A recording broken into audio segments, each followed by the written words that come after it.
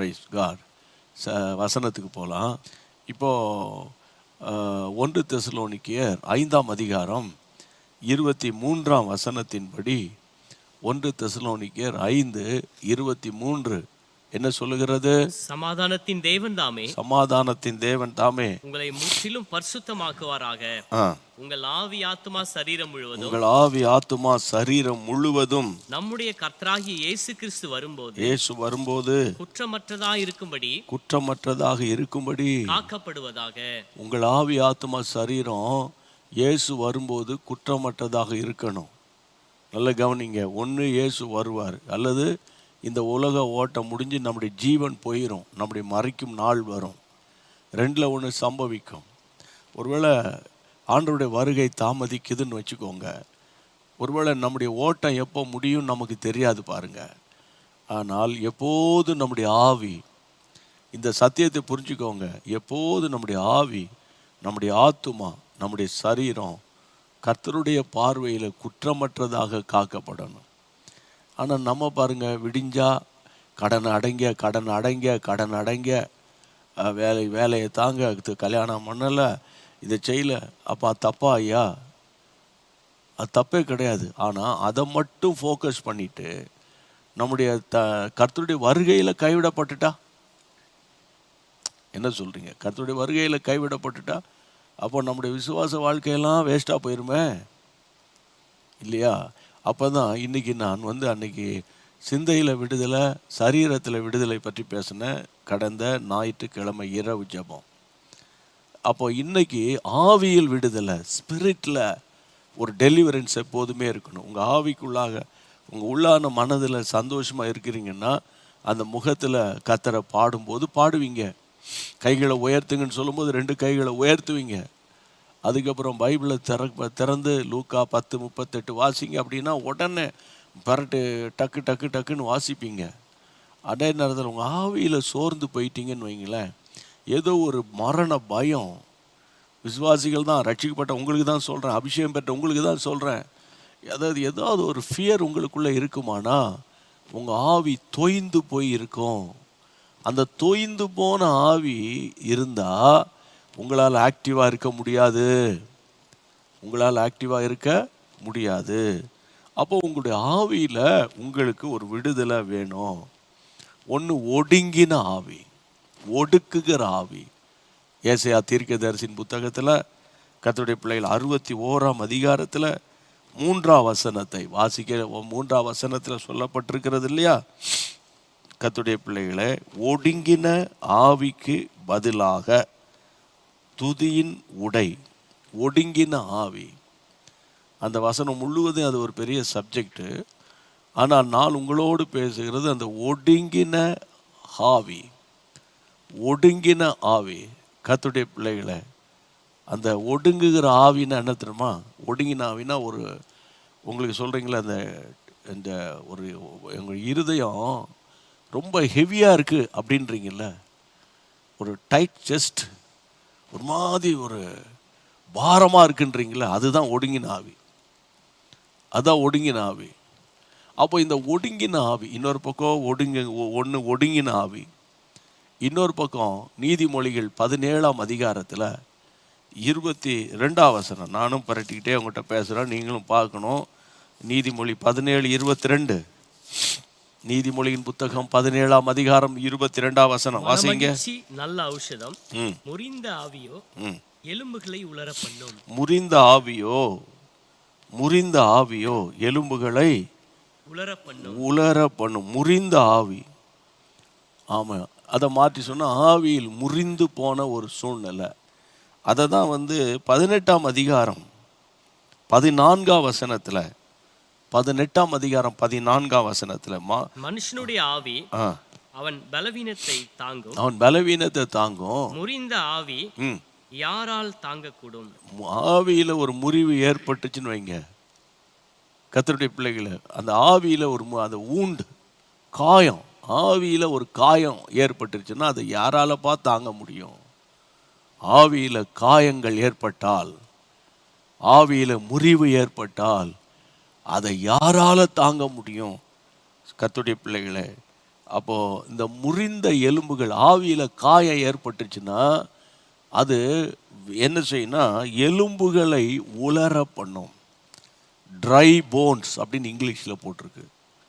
உங்கள் ஆவியில் உங்கள் உள்ளான மனுஷனில் ஒரு காயம், உள்ளான காயம் அப்படின்றீங்களே, இன்னர் wounds ஆஃப் த பாடி, உள்ள ஒரு காயம் ஏற்பட்டுட்டா எலும்புகளெல்லாம் உலர்ந்து போகக்கூடிய அளவுக்கு தாக்கம் இருக்கும். அப்படின்னு என்னது, கையை தூக்க முடியல, காலை நீட்ட முடியல, எழும்ப முடியல, என்னால் நடக்க முடியல, என்னமோ எனக்கு பண்ணுது அப்படின்னு சொல்கிறீங்கல்ல, அதான் அந்த எலும்புகளில் போய் தாக்குகிறது. இதுக்கெல்லாம் முக்கிய காரணம் உங்கள் ஸ்பிரிட்டில் டெலிவரன்ஸ் இல்லை, உங்கள் ஸ்பிரிட்டில் உங்கள் ஆவியில் ஒரு விடுதலை இல்லை. சாத்தான் அந்த ஆவியை கட்டி வைக்கிறான். அப்போ எனக்கு அன்பான தேவனுடைய பிள்ளைகள், ஒன்று ஒடுங்கின ஆவி சொன்னேன், ரெண்டாவது முறிந்த ஆவி சொன்னேன். முறிந்த ஆவி, ஆண்டவராகிய இயேசு தம் சீஷரை அழைத்து பேசும்போது ஜெபிக்க கூட்டிகிட்டு போனார். அந்த மத்தேயு 26:41, மேத்யூ சாப்டர் 26:41 உங்களுக்கு எல்லாரும் தெரியுங்கள. ஆண்டவர் சொன்னார், மாம்சமோ பலவீனம், ஆவியோ உற்சாகம் அப்படின்னார். இதுக்கு ஒரு பெயர் கொடுக்குறேன், உற்சாகமான ஆவி. தாவீது ஜெபிக்கும்போது உற்சாகமான ஆவி என்னை தாங்கும்படி செய்யும். முறிந்த ஆவி, ஒடுங்கின ஆவி, உற்சாகமான ஆவி. ஸ்பிரிட்டில் ஒரு உற்சாகம் இல்லைன்னு வைங்க, டாக்டர் சொல்லுவார், ஒன்றும் இல்லைப்பா, இது உனக்கு இந்த பலவீனம் தான், இந்த டயர்டு தான், அப்படியே பேய் அரைஞ்ச முகம் மாதிரி முகத்தில் ஒரு களையே இல்லாமல் ஆயிரும். அப்போ இன்றைக்கு நான் கர்த்தருடைய நாமத்தினால கர்த்தருடைய பிள்ளைகளை உங்களுக்கு சொல்கிறேன், உங்கள் ஆவியை எப்போதும் நீங்கள் காத்துக்கொள்ளணும், ஸ்பிரிட்டை எப்போவுமே காத்துக்கொள்ளணும். ஸ்பிரிட்டில் ஒரு டல்னஸ் வர மாதிரி இருந்தால், இல்லை எனக்கெல்லாம் வராது அப்படின்னு நீங்கள் சொன்னீங்கன்னா அதையும் நான் நம்ப மாட்டேன். புரியுதா உங்களுக்கு? மனுஷனாக பிறந்தா வரீங்க, எலியாவே போட எல்லாம் தித்தி ஏற கட்டிட்டு போய் படுத்துட்டாரு சூறை செடி கீழே. என்ன சொல்கிறீங்க? ஆவியில் முறிவு வரும். ஆனால் உதாரணத்துக்கு இந்த ஒடுங்கின ஆவியிலேருந்து வெளியே வர்றது எப்படி? ஒடுங்கின ஆவிக்கு பதிலாக துதியின் உடை. அப்போ இன்னைக்கு ஈவினிங் செய்தி என்னது?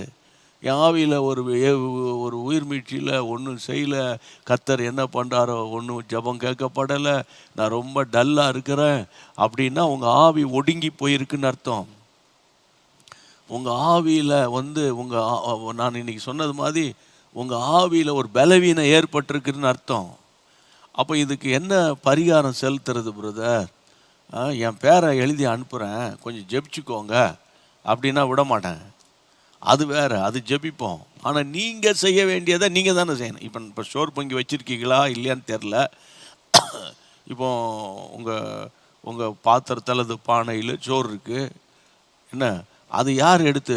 நீங்கள் தான் எடுத்து போட்டு சாப்பிடணும், இல்லை யாராவது எடுத்து உங்களுக்கு கொடுக்கணும், நீங்கள் சாப்பிடுவீங்க. புரியுதா?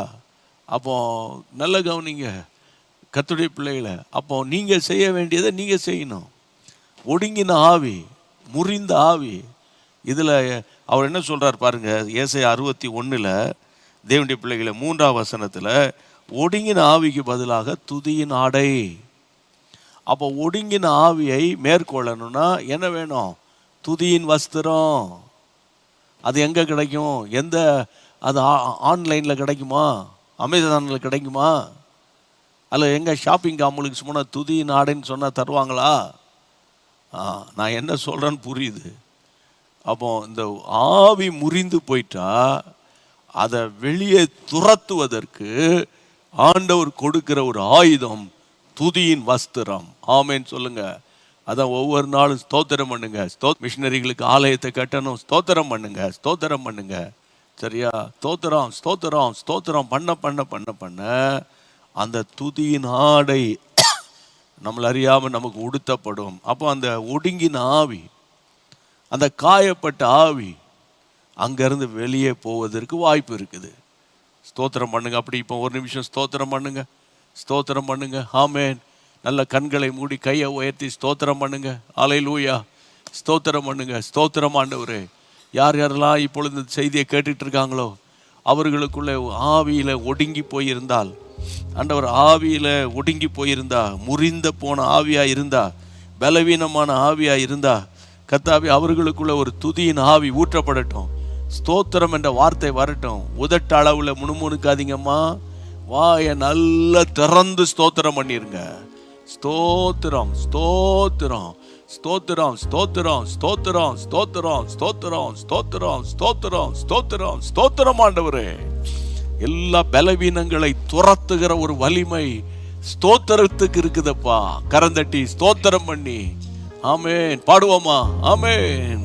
துதியினுடை போர்த்தனுமே ஒடுங்கின ஜனத்திற்கு, துதியினுடை போர்த்தனுமே ஒடுங்கின ஜனத்திற்கு, துயரத்திற்கு பதிலாக ஆனந்த தைலம் வேண்டுமே. துதி பதிலாக ஆனந்த தைலம் வேண்டுமே. அபிஷேகம் என் மேலே, ஆவியானவர் எனக்குள்ளே. அபிஷேகம் என் மேலே, ஆவியானவர் எனக்குள்ளே. அபிஷேகம் என் தலைமேலே, ஆவியானவர் எனக்குள்ளே. அபிஷேகம் என் தலைமேலே, ஆவியானவர் எனக்குள்ளே. கர்த்தருக்கு மகிமை உண்டாகட்டும், கர்த்தருக்கு மகிமை உண்டாகட்டும். இப்போ நம்முடைய ஆவியில் மனுஷீக ஆவி, தேவனுடைய ஆவின்னு ரெண்டு இருக்குது. அந்த ஒவ்வொரு மனுஷனுக்குள்ள ஒரு ஸ்பிரிட் இருக்குது. அது அவனுக்கு ஜீவ ஆத்துமாவானான். ஆனால் ஒரு நாள் இந்த ஓட்டம் முடியும் போது அந்த ஆவி நம்மை விட்டு போயிடும். அப்போ நம்முடைய சரீரம் ஒரு செத்த சரீரமாக மாறிடும். ஆனால் இந்த ஆவியை உயிர்ப்பிக்கிற ஒரு வல்லமை இருக்கிறது. அதான் அவங்க எல்லாருக்கும் தெரியும். அதாவது 1 கொரிந்தியர் பைபிளில் வாசிக்கிறோம். நீங்கள் வாசிக்க வேண்டிய வசனம் என்னன்னு கேட்டால், அதாவது நம்ம எல்லாருக்கும் தெரிந்த ஒரு வசனம் 2 கொரிந்தியர் 3:17. கர்த்தரே ஆவியானவர், ஆவியானவர் எங்கேயோ அங்கே விடுதலையும் உண்டு. அங்கு விடுதலை உண்டு. 2 கொரிந்தியர் 3:17. கர்த்தருடைய ஆவி எங்கேயோ அங்கே என்ன உண்டு? விடுதலை உண்டு. நீங்கள் ரொம்ப சோர்ந்து போயிட்டேன், எவ்வளோ ஜெபிச்சு பார்த்தேன் ஐயா. ஒரு பக்கம் வீட்டு பிரச்சனை, இன்னொரு பக்கம் கடன் பிரச்சனை, இன்னொரு பக்கம் பிள்ளைகளால் போராட்டம், இன்னொரு பக்கம் வருமானம் குறைஞ்சி போச்சு, இன்னொரு பக்கம் சரீரத்துலேயும் பலவீனம், எல்லா பக்கத்துலேயும் நான் ரொம்ப அப்செட் ஆகியிருக்கிறேன் அப்படின்னா, பரிசுத்த ஆவியின் அபிஷேகம் உங்களுக்குள்ளே இருக்குமானால் நீங்கள் என்ன பண்ணுங்கள்? இதெல்லாம் தூக்கி தூர வச்சுருங்க. ஒரு ப்ரேயர் பாயிண்ட்ஸ் பண்ணாதீங்க. வெறும் ஆவியில் நிரம்பி கர்த்தரை ஸ்தோத்திரம் பண்ணிக்கிட்டே இருங்க. ஒரு 1/2 மணி நேரம் நீங்கள் அபிஷேகத்தில் நிரம்பி, ஆவிக்குள்ளாக நிரம்பி ஸ்தோத்திரம் பண்ணணும். சரியா? கர்த்தருடைய நாமத்தினால இந்த ஆலோசனை உங்களுக்கு கொடுக்குறேன். அதாவது நீங்கள் நினைக்கக்கூடாது எனக்கு தான் இந்த வேதனைன்னு. உலகத்தில் நிறைய மக்கள் வேதனையின் கஷ்டத்தில் தான் போகிறாங்க. ஆனால் ஆவியானவர் எங்கேயோ அங்கு தான் என்ன உண்டு? விடுதலை உண்டு. இப்போ உங்களுக்குள்ள ஆவியானவர் இருக்கிறார். ஆனால் நீங்கள் என்ன செய்யணும்? அனல் மூட்டணும். இப்போ கேஸ் ஸ்டவ் இருக்குது, கேஸ் சிலிண்டர் இருக்குது, கனெக்ஷன் இருக்குது. ஆனால் நீங்கள் அதை ஆன் பண்ணணும்ல. ஆன் பண்ணால் தான் அந்த ஸ்டவ்வில் ஃப்ளேம் வரும், அந்த நெருப்பு பிடிச்சி எரியும். அப்போது நமக்கு வேண்டிய பொருட்களை வைச்சா நம்ம அதை பயன்படுத்த முடியும். அப்போ அதனால தான் பைபிளில் வாசிக்கிறோம், ஆவியில் அனலாயிருங்கள். ரோமர் 12ஆம் அதிகாரம் 11ஆம் வசனத்தை நீங்கள் வாசித்து பார்த்தீங்கன்னா, ரோமன் சாப்டர் 12:11 அதில் என்ன போட்டு, அசதியாயிராமல் ஜாக்கிரதையாயிருங்கள், ஆவியில் அனலாயிருங்கள், ஆவியில அனலாயிருங்கள், கர்த்தருக்கு ஊழியம் செய்யுங்கள். பார்த்தீங்களா? ஆவியில் அசதியாராமல் ஜாக்கிரதையாயிரு, ஆவியில அனலாயிருங்க. பரிசுத்தாவின் அபிஷேகத்தை பெற்ற தேவ பிள்ளைகளை, நீங்கள் இந்த ஆலயத்துக்கு போனால் அங்கே பாட்டு பாடுவாங்க, ட்ரம் அடிப்பாங்க, இல்லை சில விளக்குகளை நவீன சபைகளில் விளக்குகளை அணைச்சி போடுவாங்க. அதை பார்த்து எக்ஸைட்மெண்ட் ஆகி, ஓ ஹல்லேலூயா, கர்த்தருடைய ஆவியானவர் இப்போ இறங்கிட்டாருன்னு, அது பயங்கரமான வஞ்சிக்கிற ஆவி. அது ஆவியானவர் உனக்குள்ளே இருக்கிறார், ஆவியானவர் எனக்குள்ளே இருக்கிறார். எனக்குள்ள இருக்கிற ஆவியை நான் அனல் மூட்டணும். ஊழியர்கள் மேடையிலிருந்து உங்களை உற்சாகப்படுத்தி ஆவிக்குள்ளாக நிரம்பி ஜெபிங்க, அந்நிய பாஷையில் ஜெபம் பண்ணுங்க, ஆவிக்குள்ளாக நிரம்புங்கன்னு உற்சாகப்படுத்துவாங்க. உற்சாகப்படுத்தணும், அவ்வளவுதான். அவங்க அதுக்குன்னு இதுக்குன்னு அது ஆவியார் அங்கே வந்துட்டார், அங்கே நிரப்புகிறார், அந்த மூலையில் வந்து இறங்குறார், இந்த மூலையில் இறங்குகிறார் அப்படின்னு பேசினாங்கன்னா இதெல்லாம் வந்து தவறான உபதேசங்கள். அதை மாதிரி கர்த்தருடைய பிள்ளைகளை சில வட மாநிலங்களுக்கெல்லாம் போயிருக்கிறேன். ஒரு முறை குஜராத்தில் நான் மிஷன் ட்ரிப் போயிருந்தபோது, அதாவது பரிசுத்த ஆவியானவர் ஒரு சின்ன சர்ச்சில் கூடி போனால் ஒரு 35-40 பேர் தான் இருப்பாங்க. அதாவது ஃபர்ஸ்ட் ஜெனரேஷன் கிறிஸ்டியன்ஸ். அவர்களுக்கு ரட்சிப்பை பற்றி பேசிட்டு அவர்களுக்கு பரிசுத்த ஆவியை பற்றி நான் பேசுகிறேன். நான் பேசி முடித்து ஜெபிக்க ஆரம்பிக்கும் போதே தேவாவியானவர் அந்த சபையின் நடுவில் இறங்கிட்டார். அத்தனை பேர் அபிஷேகம் பெற்றாங்க. இந்தா முடிச்சிருவாங்க, இந்தா நிறுத்திடுவாங்க, இதை முடிச்சிடுவாங்க. பார்த்தா 1 மணி நேரம், 2 மணி நேரம், 3 மணி நேரம், 4 மணி நேரம், 5 மணி நேரம், 6 மணி நேரம், 7 மணி நேரம். உங்களால் நம்ப முடியல. ஏன்னா சர்ச்சில் இருக்கிறதே 1.5 மணி நேரத்தில் டென்ஷன் ஆகிட்டு வாட்சை பார்க்குறதும் ஃபோனை பார்க்குறதுமா தானே இருப்பீங்க நீங்கள். 7 மணி நேரம் அந்த அனாயிண்டிங்கில் அந்த ஜனங்க நிரப்பப்பட்டார்கள். நல்லா புரிஞ்சுக்கோங்க, அவங்க லாங்குவேஜுக்கு பைபிள் வரல. அப்போ ஒருத்தர் எழும்பி சொல்கிறாரு, நான் தரிசனத்தை பார்க்குறேன், ஜீசஸை பார்க்குறேன், சிலுவையை பார்க்குறேன், அப்படி இப்படின்னு. அந்த ஜனங்களுக்கு அதாவது எங்களால் கண்ட்ரோல் பண்ண முடியல.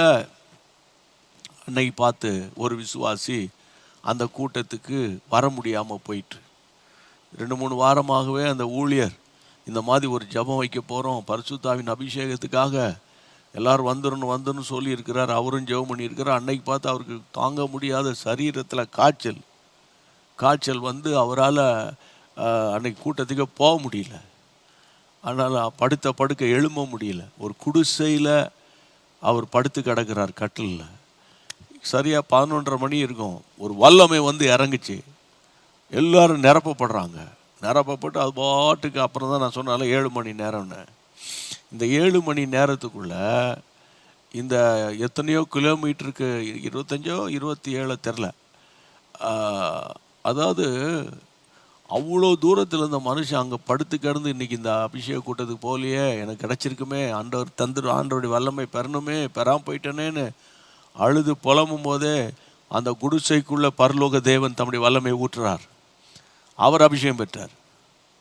அபிஷேகம் பெற்றோன்னே ஜுரமெல்லாம் பஞ்சா பறந்து போய் ஓடி நடந்து கூட்டம் நடத்துகிற இடத்துக்கு அந்த மனுஷன் வந்துட்டார் பாருங்க. என்னடான்னு விசாரிச்சா, நான் அபிஷேகம் பெற்றேன், நீ கூட்டத்துக்கே வரலையப்பா, எப்படி அபிஷேகம் பெற்றேன்னா அந்த டைமெல்லாம் சொல்கிறாரு. அந்த டைமில் தான் இங்கே ஆவியானவர் ஊற்றப்பட்டார். இந்த மாதிரி நிறைய அனுபவங்களை கர்த்தர் நம்முடைய ஜீசஸ் மீட்ஸ் மினிஸ்ட்ரியில் தந்திருக்கிறார். அப்புறம் அன்னைக்கு அபிஷேகம் பெற்ற நிறைய பேர் இன்றைக்கி பாஸ்டர்ஸாக இருக்கிறாங்க. அபிஷேகம் பெற்றீங்களே, உங்களால் உங்கள் சபைக்கு பிரயோஜனமாக இருக்கா? அபிஷேகம் பெற்ற அந்நிய பாஷை பேசுகிற தேவ பிள்ளைய 3 வேளை சோறு சாப்பிட்டு பலவீனமாக இருக்குன்னு சுருண்டு படுத்துக்கிறீங்களா? ஆமாம், அந்த ஞாயிற்றுக்கிழமை மாத்திரம் ட்ரம் அடித்தோன்னு கிட்டார் வாசித்தோன்னு உங்கள் மேலே ஆவி இறங்குற மாதிரி இருக்குது. அதுக்கப்புறம் 1 வாரம் ஃபுல்லாக ஆவியானவர் விட்டுறீங்களா?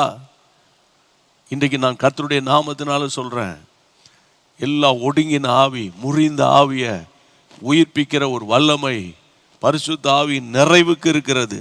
ஆமேன், கர்த்தருக்கு ஸ்தோத்திரம். ரோமருக்கு எழுதின நிருபத்தில் 8ஆம் அதிகாரத்தில் 13ஆம் வசனம் என்ன சொல்லுது பாருங்க. ரோமர் 8:13, மாம்சத்தின் பிழைத்தால் சாவீர்கள், ஆவியினாலே சரீரத்தின் செய்கைகளை அழித்தால் பிழைப்பீர்கள். ஆவியினால தான் சரீரத்தின் செய்கைகளை அழித்து பிழைக்க முடியும். அபிஷேகத்தினால தான் சரீரத்தில் எழும்புகிற மாம்சத்தின் எண்ணங்களை ஜெயிக்க முடியும். ஆமாம், நிறைய பேரால் ஜெயிக்க முடியாமல் போராடுறதுக்கு காரணம் என்னன்னு கேட்டால், அவன் ஆவிக்குள்ளாக நிரம்பி ஜெபிக்க தான் சரீரத்தின் கிரியைகளை அழிக்க முடியும். ஆவியினால சரீரத்தின் செய்கைகளை நம்ம அழிக்க முடியும். அதுக்கு தான் அபிஷேகம்னா தடாபடான்னு அந்நிய பாஷை பேசணும், சேரை உடைக்கணும், அதுவும் அந்த கொட்டடிச்சு பீக்கில் போகும்போது தான் அந்நிய பாஷை வரும். இதிலெல்லாம் எனக்கு நம்பிக்கையே கிடையாது. ஆமாம், சில இடங்கள்லாம் ஒரு இன்ஸ்ட்ருமெண்ட்டும் கிடையாது. சரியா? அங்கே ஆவியானவர் இறங்குறாரு. அது எப்படி? சில ஆட்களுக்கு இன்ஸ்ட்ருமெண்ட்லாம் இருக்கணும், அந்த ஸ்பீக்கர் பாக்ஸ்லாம் பயங்கரமாக சத்தம் போடணும், அப்போ தான் அங்கே ஆவியானவர் இறங்குவார்னு சில பாடகர்கள் நினைக்கிறாங்க. அது சைக்காலஜிக்கல் ப்ராப்ளம். ஆமேன். அப்போ இந்த நாட்களில் நீங்கள் பாட்டு பாடுறவங்க வர்றாங்களோ இல்லையோ, சரியா, இசைக்கருவிகள் இருக்குதோ இல்லையோ, உங்களுக்குள்ளே இருக்கிற ஆவியை நீங்கள் அனல் மூட்டிக்கிட்டே இருந்தீங்கன்னா, கர்த்தருடைய பிள்ளைகளே, உங்கள் சரீரத்தை கர்த்தர் உயிர்ப்பிப்பார். ஆமேன். அது ஒரு சரீரத்தில் முழங்கால் போட முடியல, கையை உயர்த்த முடியல, ஒரு பலவீனமாக இருக்குது, வயிற்றில் இந்த பலவீனம் இருக்குது, அங்கே இருக்குது, இங்கே இருக்குது, பலவீனம் இருக்க தான் செய்யும். ஏன்னா அதாவது பலவீனமானவர்கள் தான் பைபிள் சொல்லுது. மனுஷன் அப்ரோஜனமானவன் தான். அதாவது எலியா நம்மை போல பாடுள்ள மனுஷன்தான். அதனால இந்த நாட்களில் நீங்கள் பரிசுத்தாவின் அபிஷேகத்தில் நிரப்பப்படும்படி எல்லாரும் எழுமி நிற்போமா? ஒருமனப்பட்டு ஜெபிப்போம். இயேசுவின் நாமத்தினால ஆண்டவரே, எல்லா ஒடுங்கின ஆவி, எல்லா முறிந்த ஆவி, ஆண்டவரை உற்சாகம் இழந்த ஆவி, கனநித்திரையின் ஆவி, பயத்தின் ஆவி, ஹல்லேலூயா, சரீர பலவீனத்தை கொண்டு வந்த எல்லா குழப்பங்கள் இயேசுவின் நாமத்தினால முற்றிலும் அழிக்கப்படட்டும். ஆவியிலே உம்முடைய பிள்ளைகள் விடுதலை அடையட்டும். கர்த்தருடைய நாமத்தினால தேவன் கர்த்தரை எழுப்பினது போல உம்முடைய பிள்ளைகளை மறுபடியும் நீர் எழுப்பும்படி நாங்கள் ஜெபிக்கிறோம். இயேசுவின் நாமத்தில் ஜெபிக்கிறோம். கர்த்தர் ஜெபத்தை கேட்டு அப்படியே செய்கிற அன்புக்காக ஸ்தோத்திரம். இன்றைக்கு சோர்ந்து போன எல்லாருடைய சரீரங்களிலும் கர்த்தர் புது பலனை ஊற்றி தம்முடைய நாமத்தை மகிமைப்படுத்தும். கர்த்தர் ஜெபத்தை கேட்டதுக்காக ஸ்தோத்திரம். உமக்கு ஸ்தோத்திரம். உங்க ஆவியில ஒரு பெரிய சந்தோஷத்தை கர்த்தர் தருவார். ஒடுங்கின ஆவிக்கு பதிலாக துதியின் ஆடையை கர்த்தர் கொடுத்துட்டாரு. ஸ்தோத்திரம் பண்ணிக்கிட்டே இருங்க. திடீர்னு நைட்டு 12 மணிக்கு எழும்பிட்டீங்க, 2 மணிக்கு எழும்பிட்டீங்க அப்படின்னா ஒரு 2-3 நிமிஷம் கையை உயர்த்தி ஸ்தோத்திரம் பண்ணிக்கிட்டே இருங்க. புது பலனால் கர்த்தர் உங்களை நிரப்புவார். இது வரைக்கும் ஜீசஸ் மீட்ஸ் மினிஸ்ட்ரியை நீங்கள் சப்ஸ்கிரைப் பண்ணாமலே இருந்தீங்கன்னா, உங்கள் ஃபோன் எடுத்து யூடியூப் சேனலுக்குள்ளே போய் ஜீசஸ் மீட்ஸ் மினிஸ்ட்ரின்னு டைப் பண்ண உடனே அந்த சேனல் ஓப்பன் ஆகும். சப்ஸ்கிரைப் என்ற இடத்துல நீங்கள் சப்ஸ்கிரைப் பண்ணிடுங்கன்னு உங்களை அன்போடு கூட கேட்டுக்கொள்ளுகிறேன். எல்லாரும் சேர்ந்து சொல்வோம். என் ஆத்துமாவே கர்த்தரை ஸ்தோத்திரி, என் முழுவலுமே பரிசுத்த நாமத்தை ஸ்தோத்திரி, என் ஆத்துமாவே கர்த்தரை ஸ்தோத்திரி, கர்த்தர் செய்த சகல உபகாரங்களை மறவாதே. ஆமேன்.